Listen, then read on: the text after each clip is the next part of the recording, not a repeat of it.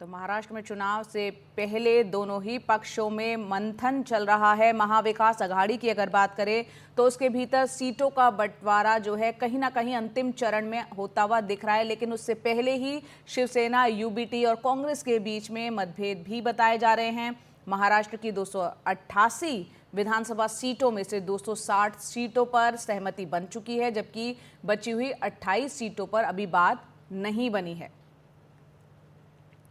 हमारे सहयोगी मुंबई में रौनक हमारे साथ जुड़ रहे हैं, सीधा उन्हीं का हम रुख करते हैं। रौनक, गठबंधन में किसको कितनी सीटें, क्या कुछ फॉर्मूला तय हुआ है? और जो 28 सीटों की बात हो रही है वहां मतभेद किस तरह के? जी देखिए, मैं आपको बता दूं कि 288 में से 260 सीटों पर सहमति बन गई। उसका फॉर्मूला अगर देखें तो 100 सीटें कांग्रेस, 80 एनसीपी शरद पवार और 80 जो है वो शिवसेना के खाते में यानी यूबीटी के खाते में जाती हुई दिख रही है। लेकिन जो बची हुई 28 सीटें हैं उस पर अब भी विकास आघाड़ी के बीच में ये घमासान जो है देखने को मिल रहा है। और कल बात यहाँ तक आ गई कि शिवसेना यूबीटी की तरफ से ये साफ कर दिया गया कि नाना पटोले जो कांग्रेस के प्रदेश अध्यक्ष है, जो कि सीट बंटवारे में कांग्रेस की तरफ से एक अहम रोल अदा कर रहे हैं, उनके साथ अब यूबीटी बातचीत करने के लिए तैयार नहीं है।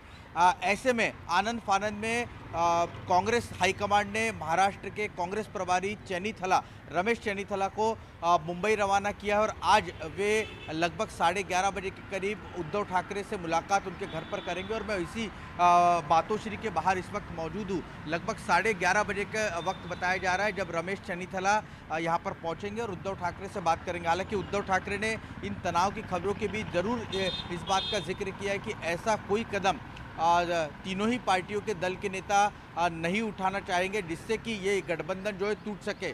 कुछ निश्चित तौर पर हमेशा ऐसी बातें होती रहती है कि कुछ सीटों को लेकर गठबंधनों के बीच में, जब तीनों बड़ी पार्टियां अगर साथ में हो तो गठबंधनों के बीच में कुछ सीटों को लेकर विवाद जरूर होता है, लेकिन उसे सुलझा लिया जा सकता है। हाँ। और ऐसी कोई बात नहीं है जो मेरे कानों तक आई है कि ये गठबंधन टूट जाएगा। हाँ। लेकिन सवाल ये कि क्या नाना पटोले को नीचा दिखाने की कोशिश शिवसेना यूबीटी की तरफ से की जा रही है? अगर ऐसा है तो कांग्रेस के कार्यकर्ताओं में निश्चित तौर पर इसकी नाराजगी है और इसका असर चुनाव भी समर में भी देखने को मिल सकता है। चुनाव के लिए कुछ ऑब्जर्वर्स भी तय हुए हैं, उनकी भूमिका क्या है? और उससे बड़ा सवाल यह है कि महाविकास आघाड़ी क्या किसी सीएम चेहरे को आगे पेश करते हुए आगे बढ़ेगा?